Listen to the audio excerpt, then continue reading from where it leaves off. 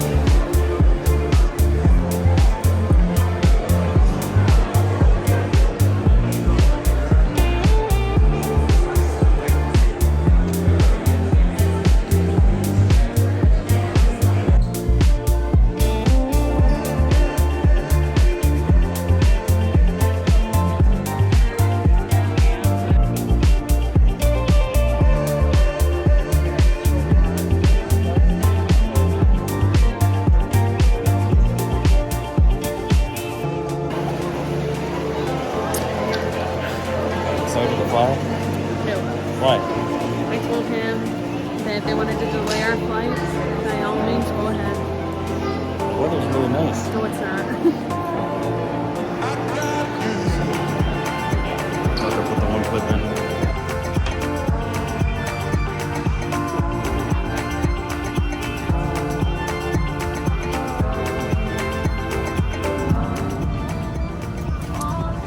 Oh, it's making out. You should have. Is it?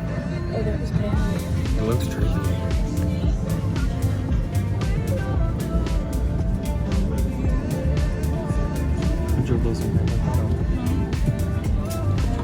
Yeah, good news. They just finished loading the last of the bags, so we should be able to close the main cabin door in the next couple minutes, and we'll be on our way. Thank you for your patience. There's an electronic device in your seat.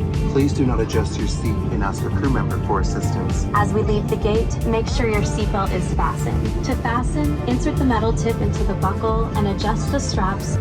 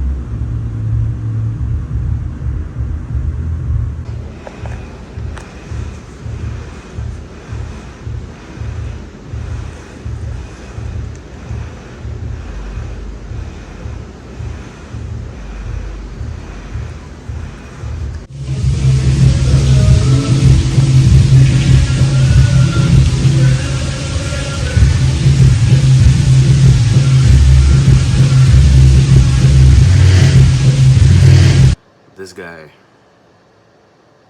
I know what you're thinking.